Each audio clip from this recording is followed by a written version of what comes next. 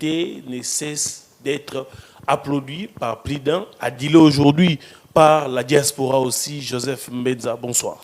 Bonsoir, messieurs le journaliste Ben Kaimbe.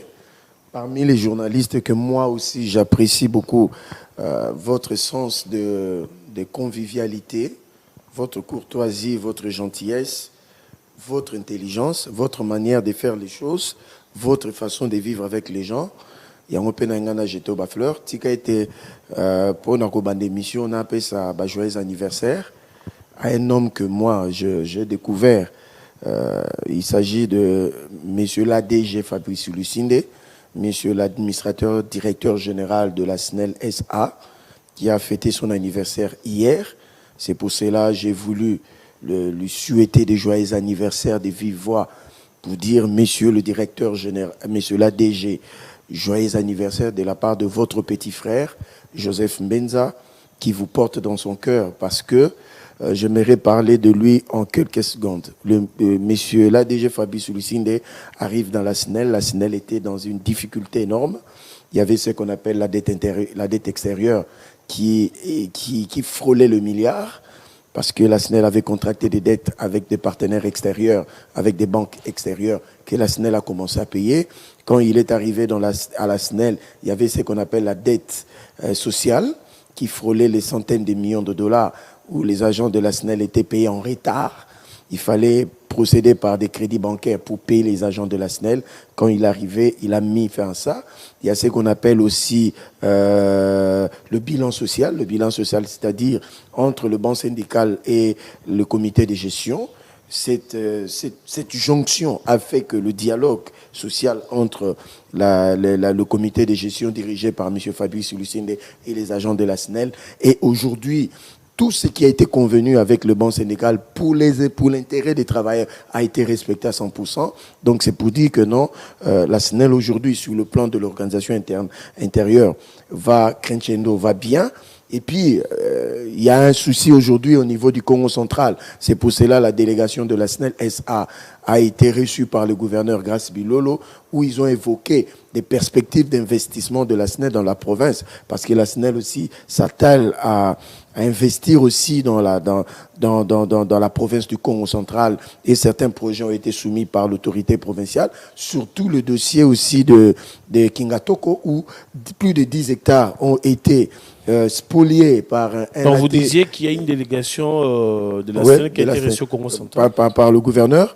Ils ont évoqué des projets de la SNEL pour desservir le Congo central en termes d'énergie électrique, et le dossier épineux qui effraie la chronique, un administrateur du territoire a spolié plus de 10 hectares qui appartiennent à la SNEL. Ils en ont fait des cimetières et des constructions. Ça, c'est grave. Oui, la SNEL voulait mettre un poste pour prendre de l'électricité à Yinga pour ramener à Kinshasa. Ça ne sera pas fait maintenant. Il faut chercher un autre site, procéder par comment dirais-je, financer encore des travaux de faisabilité, des travaux d'études. Ça fait énorme. Donc voilà un peu, au-delà de toutes les autres réalisations, on en parlera prochainement. Donc joyeux anniversaire à vous, monsieur l'ADG. Merci beaucoup. Joyeux anniversaire aussi de notre part, DG. Nous vous regardons, même si on n'a pas été conviés à la fête, mais joyeux anniversaire à vous. Les réalisations parlent de plus en plus de vous sur terrain, même si certaines langues qui ne sont pas d'accord avec vous se permettent de tout en votre nom. Mais félicitations pour ce que vous êtes en train de faire pour la République démocratique du Congo aujourd'hui.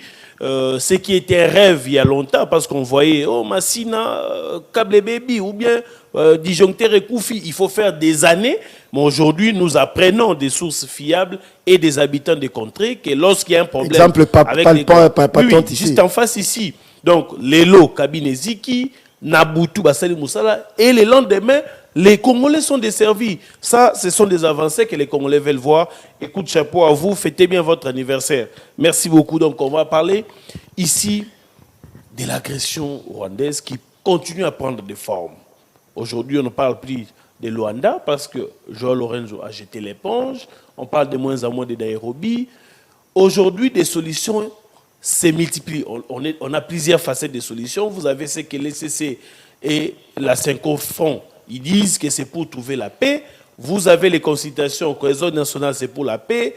vous avez Doha, c'est pour la paix, mais finalement, quelle est la partie qui doit l'emporter? Qu'est-ce qu'on doit privilégier comme démarche pour trouver la paix? Bon, moi, j'ai une autre façon de voir les choses. Vous savez, en matière de guerre, il y a des réalités qu'on maîtrise, il y a des réalités qu'on ne maîtrise pas. Il y a des situations qui peuvent être sous votre contrôle, il y a des situations qui peuvent aussi vous échapper. Mais en géostratégie, il est recommandé, lors d'une guerre, pendant la guerre, si vous constatez que votre ennemi est supérieur en termes de capacité, il faut procéder aux négociations. Ça, c'est un principe pour ceux qui ont fait la géopolitique, la géostratégie, ou bien qui sont politologues, ou bien qui sont criminologues, ceux qui sont dans la sécurité. Cette période vous permet de vous réorganiser et d'évaluer la capacité de frappe de l'ennemi et d'avoir du répondant. Vous voyez, la diplomatie peut être aussi un moyen de se réorganiser. Parce que quand on est sur la table des négociations, on recourt au ce qu'on appelle le cessez-le-feu. Bien que l'ennemi aussi peut se réorganiser en termes d'effectifs et de logistique, vous aussi, vous devez avoir le répondant. Ou bien l'équivalent de ce que l'ennemi a. Ça, c'est sur le plan de principe. Maintenant, sur le plan de fond. En tout cas, la démarche, jusqu'à preuve du contraire, il n'y a pas beaucoup d'éléments qui fuitent pour que nous puissions étayer une analyse objective. Ici, nous sommes en train de survoler, nous sommes en train de faire de ce qu'on appelle de l'à peu près, ce qui n'est pas bon. Moi, la démarche, en tant que Congolais, d'abord, je ne m'inscris pas dans cette logique. Vous voyez, moi, je ne m'inscris pas. Mais si le gouvernement décide d'emprunter cette voie, parce que peut-être le gouvernement a ses raisons, parce qu'en face, nous avons Bissi, moi qui conduis la délégation, et cette délégation, on ne nous dit pas est composée de qui et de qui. Bien évidemment. Et la délégation de la RDC, on ne nous dit pas aussi elle est composée de qui et de qui. Donc, il est très difficile d'avancer. On attend dans les réseaux sociaux que la rencontre aura lieu à Doha. Il vous souviendra, on a parlé d'une rencontre aussi à Kampala, qui est un fake news. Donc, voilà un peu. Attendons voir comment est-ce que les choses vont évoluer de ce côté-là. On aura des éléments pour analyser. Mais sur le plan interne de l'agression, ce que j'ai aimé, c'est que le gouvernement aujourd'hui est en train d'aller plus vite dans l'organisation de notre armée et de la montée en puissance. Parce que il est certes vrai que nous avons subi à un moment, mais le gouvernement, sous l'égide, sous la conduite du chef de l'État et sous la coordination de son Excellence Madame la Première ministre, qui avait annoncé déjà lors de son arrivée à Kwangu et dans le Grand Bandundu que les militaires et les policiers leur solde sera augmenté et que même leurs dépendants bénéficieront de certains avantages que l'État congolais leur doit. Aujourd'hui, chose due, chose dite, chose faite. Chose dite, chose faite. Aujourd'hui, tout militaire, tout policier qui est listé, là nous avons vu son Excellence Madame la Première ministre Akenge en train de parler à la foule, parce que c'est dans son rôle en tant que Premier ministre de descendre sur le lieu et de mobiliser. Elle a été au Congo central, maintenant c'est le tour du Grand Bandundu, elle ira dans d'autres recoins de la République. C'est une exception, c'est une première fois qu'une autorité politique promet quelque chose aussitôt et on a des résultats. Bon, le président avait promis la gratuité de l'enseignement. Aujourd'hui, c'est une réforme qui, sous son bon de chemin, excusez, Madame la Première ministre avait annoncé. Aujourd'hui, nous avons, je suis fier d'avoir une Première ministre qui s'appelle Judith Suminwa Tuluka, qui dit des choses et qui le réalise au travers de ses ministres, le ministre des Finances et le ministre du Budget. C'est une décision du gouvernement en Conseil de ministres. Qui a présidé ce Conseil de ministres? C'est le président de la République, Félix Tshisekedi Tshilombo, qui veut voir son armée être requinquée. Aujourd'hui, les soldats ont été doublés. Tous ceux qui sont dans la ligne des fronts bénéficieront désormais de $500 de primes d'encouragement, et les militaires et les policiers, le gouvernement s'attelle pour déverser nos militaires et nos policiers à la SENSAP pour leur retraite. Cela n'est jamais arrivé sous aucun autre président à part Félix Tshisekedi Tshilombo. Le résultat sera quoi? Les soldats seront motivés sur la ligne de front, parce qu'aujourd'hui, le militaire perçoit son solde, son dû plutôt, le militaire perçoit sa prime au niveau de la ligne de front. Ah, il s'est dit, à la maison là-bas, ma femme, mes enfants sont pris en charge par l'État congolais. Moi-même, mon avenir est assuré. Je crois que nous sommes en train de passer dans une autre dynamique pour trouver la solution de manière définitive au niveau de l'armée. J'espère que ce n'est pas éphémère. Hein? Non. C'est pas circonstanciel. Non, c'est pas circonstanciel. Le gouvernement a levé l'option. En fait, parmi les politiques publiques, c'est aussi le salaire et la prime et la retraite font partie des politiques publiques de l'État. Donc aujourd'hui, nous encourageons cette initiative, cette décision du gouvernement congolais. Je sais que ce n'est qu'une étape. Il ne faut pas oublier qu'il y a aussi la loi de la programmation militaire. N'y était cette agression, nous serons déjà avancés avec la vision du chef de l'État qui veut équiper son armée. Nous encourageons de jeunes. Aujourd'hui, nous sommes à plus de entre 100 et 150 000 jeunes qui intègrent l'armée pour que demain, que nous n'ayons plus de voisins belliqueux qui nous agressent. Aujourd'hui, nous n'avons qu'à encourager le président de la République et son Excellence, Madame la Première ministre, et l'ensemble du gouvernement. Très bien, on va suivre de près. On attend. Moi, j'ai déjà reçu, je crois, des policiers. Il y a un qui m'a abordé hier soir pour me dire, effectivement, on a doublé les salaires. Mais on retient un montant, je crois, de 20 ou 10. Non, je vais expliquer. La retenue de ce montant, c'est pour sa retraite. Ah, c'est ce qui sera versé. Bon, je vais expliquer. Hein, okay. Pour que les Congolais... Madame la Première ministre a instruit le vice-premier ministre, ministre de la fonction publique, pour qu'on y insère désormais les militaires et les policiers. Tout fonctionnaire de l'État, on ponctionne sur son salaire une petite cotisation. Mais le gros de la cotisation, c'est l'État qui prend en charge. Vous voyez? Donc, les militaires et les policiers, apaisez-vous. Quand vous ponctionnez ces 20 000 francs, on ne le prend pas pour faire autre chose. On vous le garde pour votre retraite et l'État augmentera 100 fois plus que ce que vous avez et ce que l'État vous a pris. Donc, c'est à votre avantage. C'est encourageant. Donc, d'ici là, si les militaires doivent aller en retraite, ils toucheront quelque chose. Ils toucheront leur prime de retraite comme tout fonctionnaire de l'État, que ce soit n'importe quel ministère. Donc, ça c'est tout. D'ailleurs, prochainement, ça sera les enseignants aussi qui veulent être déversés à la CNSAP. Très bien, merci beaucoup. On va aborder une autre thématique. Jean Condé, vous allez me proposer une photo. J'ai une question, je la commence comme ça. Vous allez me proposer une photo où on voit Joseph Mbenza reçu par Augustin Kabouya. La grande question qu'on se pose, pourquoi vous et pas les autres? Bon, je n'étais pas seul. Nous étions un nombre de 15.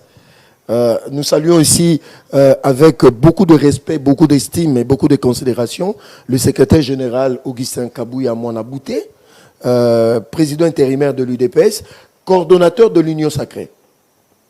Alors, nous sommes pendant les périodes de consultation. Il était de bonne loi, en tant que communicateur de l'Union Sacrée, que Tokendoko Mona, coordonnateur, il y a Union Sacrée. Ce n'est pas un secret, pour que lui, à son tour, mène un plaidoyer pour que le communicateur peut à la reçue pour considérer Bissot. Parce qu'il est sorti de la bouche de l'autorité, Augustin Kabouya, que je salue. Il a reconnu le travail que nous avons fait aux côtés du chef de l'État pendant toutes ces dernières années. Nous avons été sur la ligne de front. Ndekoben, il n'a perçu le loi. Mais Babiso Moussousso Moyo, le inaperçu, parce que nous avons pris le risque de défendre le régime. Na janvier, na février, quand tous se sont tus, parce que Belé Baïbaï que le régime est kokwea, mais nous étions sur la ligne de front. Moi, je suis parmi ceux-là, Babenganga, déjà, Babi, dès que nous arrivons à Kinshasa, nous allons couper ta tête au vu au-dessus de tout le monde. Oh là là. Vous voyez, nous avons pris ces risques, alors nous méritons aussi respect, considération. Et parmi les personnes qui nous considèrent, c'est Augustin Kabouya. Ici, je vais apaiser les autres amis qui n'ont pas été là. Nous avons parlé au nom de tout le monde. Je dis bien, nous avons parlé au nom de tout le monde. Alors, il y a les choses qui se mettent en place pour que tout le monde soit reçu, parce que nous avons fait 2 demandes. Que nous soyons reçus par M. Béran Kolongel, qui est le consultateur, le conseil spécial en matière de sécurité du chef de l'État, et Le CG Kabouya, président intérimaire, nous a promis son accompagnement. Mais dans la discussion, les Congolais va retenir, il nous a donné des orientations fermes. Le comportement. Pendant ces moments, il nous a dit, nous devrions éviter de frustration. Et que dans notre communication, nous devions avoir la bonne information. Premièrement, il a expliqué le contour du vrai problème qui se trouve à l'UDPS et au niveau de l'Union sacrée. Et il a été ouvert. Les Congolais et les Congolaises vont retenir. Le seul qui engage l'UDPS, c'est Augustin Kabouya, étant donné qu'au niveau du journal officiel, il est mentionné par un autre nom, Augustin Kabouya Monabouté. Même la consultation en tant que Bakendaki, c'est Augustin Kabouya qui a dressé la liste de ceux qui ont été consultés par la délégation de l'UDPS. En mettant aussi... En mettant aussi ceux qui le combattent. Voilà la grandeur d'un homme. En fait, Augustin Kabouya, aujourd'hui, se met au-dessus de la mêlée. Vous me combattez, mais vous êtes mes frères. Et dans sa bouche, il n'a jamais cessé de parler du Dieu, de notre Dieu. Attention, après le pouvoir, la vie continue et que Dieu... Vous comprenez? Il nous a prêché même la parole de Dieu. Donc, il s'est mis au-dessus de la mêlée pour nous dire, voilà, même ceux qui ont été dans la délégation, c'est moi qui ai écrit leur nom, même s'ils me combattent. Donc c'est pour dire que non, nous avons lancé un message dans les combattants, dans les combattantes. Tout ça, c'est une manipulation. Vous comprenez? Nous ne sommes plus là pour nous diviser, mais nous sommes là pour nous mettre ensemble autour du secrétaire général, toi accompagner mon Konzamboka dans une période difficile. Mais étant dans Batoumoussou, sur l'IDPS, ils continuer la manipulation. Ils insultent l'autorité du parti. Ce qui n'est pas nous fragilisons. Dans les réseaux sociaux, ils racontent des mensonges. Moi, je respecte M. Deo Bizibou parce que c'est mon secrétaire général adjoint. Je ne peux pas m'attaquer à lui dans les médias parce que je fragilise le parti. De la même façon, lui aussi doit respecter Augustin Kabouya. De la même manière, lui et les autres aussi doivent respect et considération à M. Augustin Kabouya. Donc, même au sein de l'Union sacrée, il y a aussi des Tohiboué. Comment expliquer le parti comme UDPS avec son poids politique selon les statuts selon la charte de l'Union sacrée? Il faut tenir compte des poids politiques.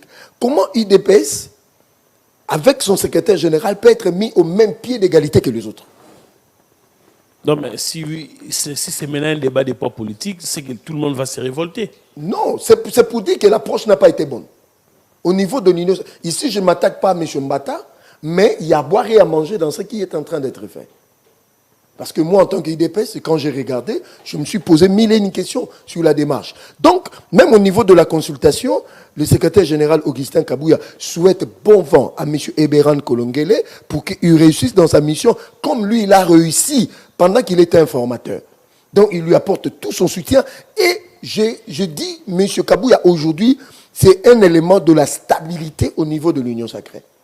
Par rapport à son approche, vous avez vu après la consultation, à l'Obiké, à comment on a validé Moussoussou pour ramener un peu parce que lui, il sait, et il nous a dit qu'il y a des frustrations au niveau de l'Union sacrée et que c'est le travail qui s'est donné. Donc c'est pour dire... Mais il ne voit pas des réalités aussi du côté de l'opposition, comme il s'est proposé comme un rassembleur, pourquoi ne pas aussi aller vers l'opposition? Non, le travail de la majorité est plus facile que le travail au niveau de l'opposition, où il y a des tendances.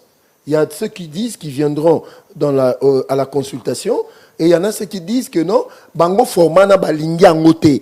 Bango balingi format ya 5 ans. Ils disent que ça, c'est pas crédible. Non, crédibilité. C'est l'Union sacrée qui concite l'Union sacrée. Non, faux et archi faux. L'Union sacrée. Non, en fait, c'est facile de critiquer une démarche. Voyez-vous, je peux poser une question ici. Qui connaît le parti politique de Mme Thérèse Kaikwamba Wagner?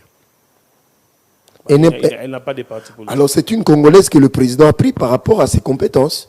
Voilà l'idée de la consultation.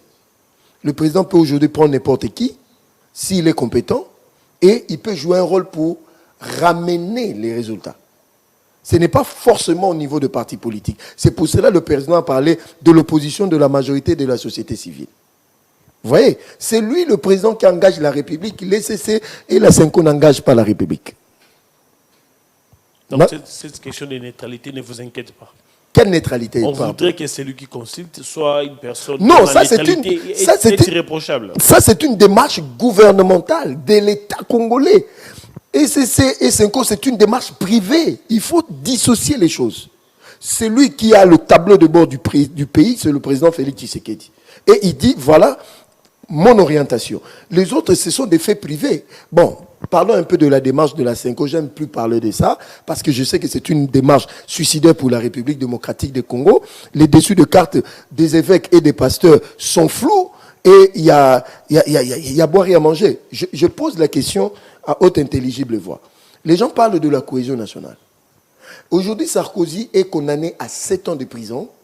Il doit verser 300 000 euros d'amende. Vous avez entendu l'opposition en France parler de la cohésion nationale brisée parce qu'on a arrêté Sarkozy. En fait, on est en train de manipuler, de mentir l'opinion en utilisant que des mots et des concepts. Il n'y a pas question de cohésion nationale dans ces dossiers. Vous voyez, le président, c'est lui, l'unité de mesure selon l'article 69 de la Constitution. C'est lui qui engage, qui représente l'État congolais. Comment une démarche privée peut avoir le primat sur l'État congolais? Comment des individus qui se réunissent, ils ont imposé des démarches où il faut qu'ils n'étaient en 2060. Donc, ils ont réfléchi et ils sont plus intelligents que nous. Je pose la problématique. Quels sont les dessus de cartes et quelle est la finalité? Vous voyez? Donc, il y a beaucoup, en fait, autour bon, d'ailleurs, il faut préciser, ce n'est pas la Cinco qui lève l'option. C'est des individus au niveau de la Cinco bénéficiant des statuts et d'influence qu'ils ont et qui font cette démarche même au niveau de l'ECC. Parce que la Cinco ne s'est jamais réunie en assemblée générale. Parce que les autres évêques ne veulent pas de ça. Ceux qui maîtrisent les données, il n'y a que Mouteba, il n'y a que Cholet et il n'y a qu'Ambongo. Et certains évêques disent qu'ils ont privatisé, ils ont pris en otage la Cinco. D'ailleurs, eux-mêmes, ils ont des problèmes. Ndeko Ben, je demande au cardinal Ambongo de retourner s'occuper des abbés qui sont en train de mourir dans des conditions qui ne sont pas bonnes. Abbé Makolo, je ne sais plus, il vient de mourir. Par manque de soins, il n'y a pas de moyens pour qu'il soit ramené à l'extérieur. Mais Cholet et les autres, c'est pavanes dans le monde. Où trouve-t-il l'argent de ces pavanés, étant donné qu'il y a des abbés aujourd'hui qui vivent avec moins de $50 le mois? Depuis que l'Église catholique est catholique, au Congo, il n'y a pas un cardinal qui a ramené l'Église catholique au niveau le plus bas. Comme en Bongo, ça n'existait pas. Allez voir l'état allez voir les abbés. Nationale, hein, Je dis ceci. Oui. Je parle de l'Église qui m'a formé. Moi, je suis formé par le catholique et je remercie l'Église catholique pour ça. Ma mère est catholique, mon père est mort catholique. Je respecte cette Église et je respecte les abbés parce que c'est eux qui m'ont formé. Mais voir ce qui se passe aujourd'hui dans cette Église, bien que je suis dans l'Église des réveils aujourd'hui, ça me chagrine.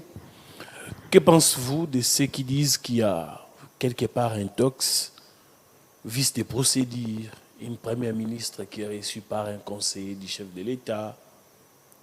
Bon, cela va de soi. Chacun de nous a une interprétation. Certains, pour vous, avec que vous puissiez prendre la parole, certains disent que si on parle réellement d'un gouvernement soumis à D, pourquoi ne pas laisser JD soumis à consulter en vue d'une autre formation du gouvernement? Non, Parce qu'aujourd'hui, si celui qui consulte Béran finit les consultations, dépose des conclusions et qu'on choisit celui qui va faire office du Premier ministre, à son tour, il devra également consulter en vue de la formation du gouvernement. Non. On l'a vu ici. Non.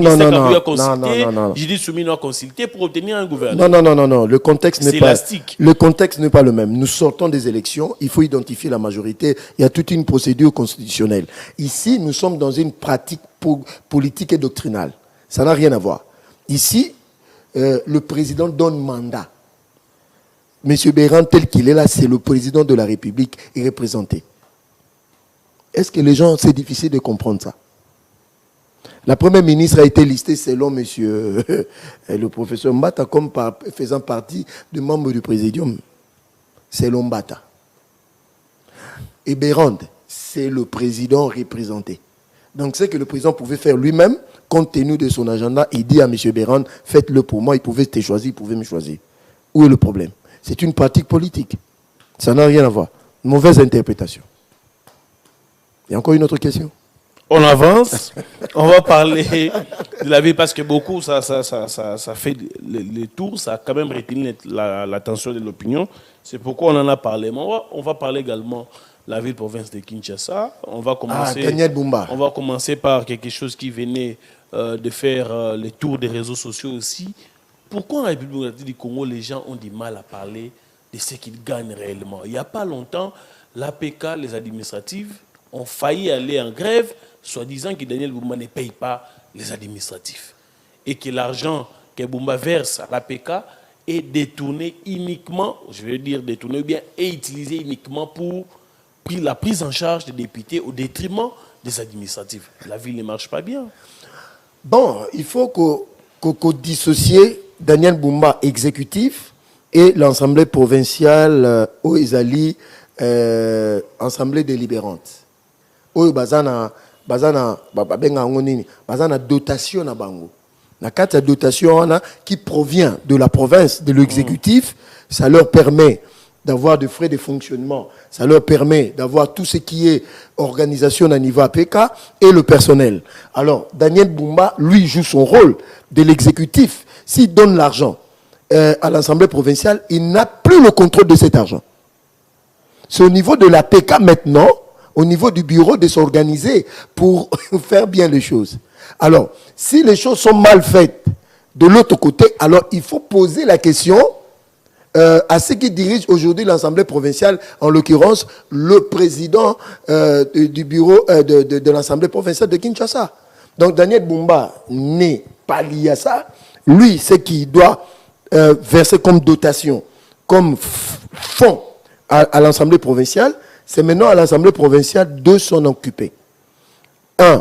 Ils savent comment s'organiser avec leur personnel. Si les gens ont revendiqué, en tout cas, laisse-moi le temps de vérifier ces informations et je promets de revenir ici pour donner des détails de ce qui se passe à l'Assemblée provinciale. Voilà. Mais quant à la ville-province de Kinshasa, Daniel Bumba fait son travail. Est-ce que vous suivez les cris d'alarme des Congolais lorsque, par exemple, il pleut, lorsque, par exemple, il y a un problème de circulation? Est-ce que vous entendez ce que les Congolais disent de Daniel Bumba? Non, je dis ceci. Il faut comprendre l'homme et sa méthodologie. Daniel Bumba n'est pas dans le bruit. Daniel Bumba est dans son travail. Aujourd'hui, j'ai sillonné une partie de Gombe, même hier, même au début de la semaine. Si les Quinois ne se rendent pas compte, je vais expliquer ce qui se passe. Vous voyez, aujourd'hui, dans quelques semaines, toutes les artères secondaires autour de la commune de Gombe qui sont en train d'être bétonnées serviront pour, comme de route secondaire, pour désengorger la route principale. Oui. Aujourd'hui, il n'y a que du bétonnage à Gombe. Vous comprenez? Si vous prenez Isoke ou Angata, si vous prenez l'avenue du Livre, la route est en train d'être bétonnée. Pour Daniel Bumba, il faut des routes qui font plus de 20 ans. Parce que sous les autres gouverneurs, les routes faisaient moins d'une année que ça commençait à se délabrer. Alors, comment déverser des millions de dollars pour des routes à usage unique? Mais pour Daniel Bumba, il vaut mieux construire moins de routes avec le moyen qui existe, mais des routes qui vont faire très longtemps. C'est ça la dynamique. Si vous allez même à Tchangou, en Djili, c'est la même chose. L'Emba, je crois, et les autres sont en train. Même si vous allez à Ngaba, même ici, chez vous, ici, la route, l'avenue Kisangani, vous voyez, c'est du béton. Donc, ça va faire longtemps. Et c'est la touche de Daniel Bumba. Même, il a reçu aussi l'équipe de l'ambassade de Pays-Bas qui vient l'accompagner, l'hôtel de ville, pour l'assainissement de la ville-province de Kinshasa. Je vous ai dit dernièrement que nous avons plus de 2 millions de tonnes de déchets à Kinshasa qu'il faut évacuer. Avenue du marché croisement plateau, 240 ont été évacués. Devant de Kinmazer, les équipes de l'hôtel de ville s'attellent. Et dans un avenir très proche, les Quinois seront habitués maintenant à l'hygiène et à la propreté parce que le tête de ville mettra des dispositifs pour le triage des déchets, ce qui permettra aux Quinois de savoir ce qu'il faut jeter, ce qu'il ne faut pas jeter et où jeter. Tout ça, c'est Daniel Bumba.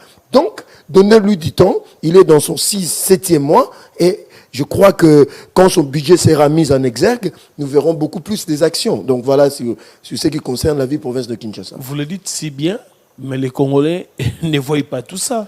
Non, ceux qui voient, ils sont en train de voir. Si vous allez aujourd'hui à Kassavou, à Maringa, par exemple, C'est du vécu. Ça n'a jamais existé avant Daniel Bumba.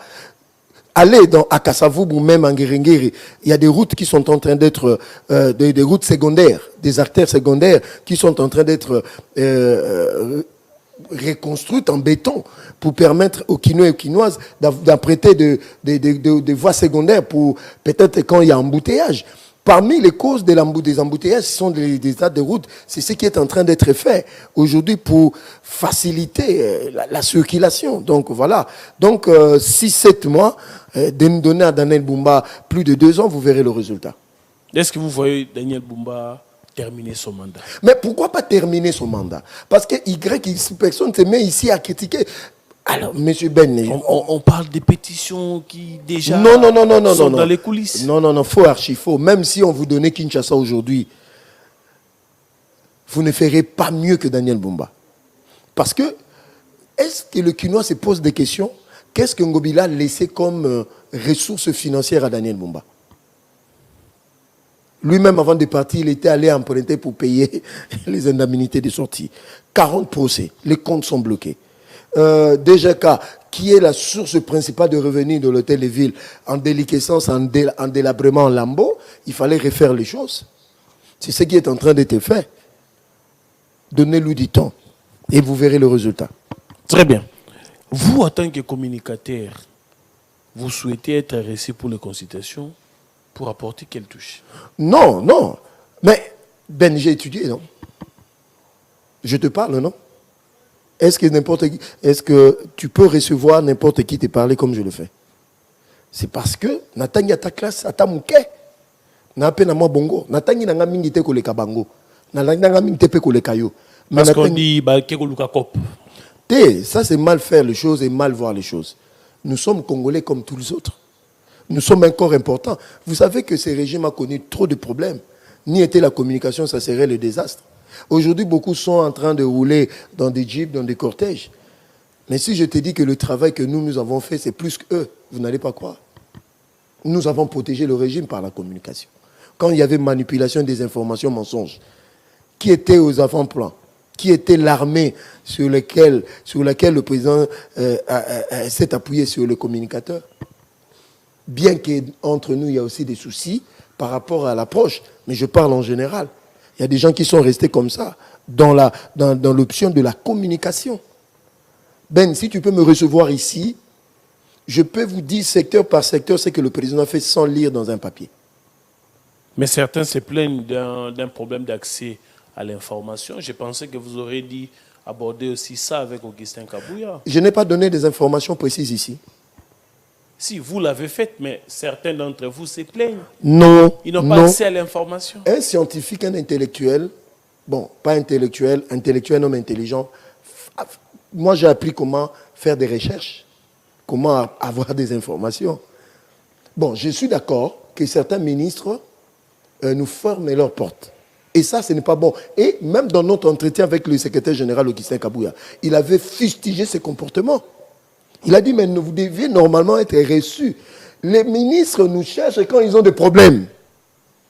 Ça, il faut que je dénonce ça.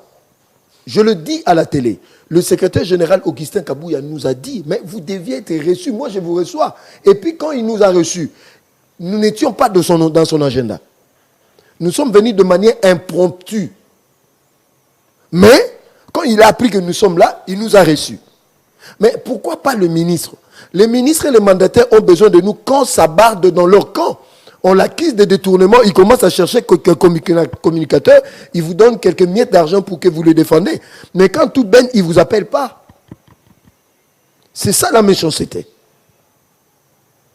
Très bien. On tend petit à petit vers la fin de cette émission, cet bel échange qu'on a l'habitude d'offrir aux Congolais pour aider la lanterne de ceux qui aiment bien nous suivre sur Face Télévision. Le mois de mars a touché à sa fin. Quelques exceptions de ces mots. Madame Mami Moujani, Freebox, que tout le monde connaît.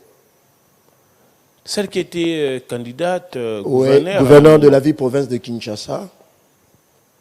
Elle organise sous le patronage du haut représentant du chef de l'État, Tony Kankou Chikou, une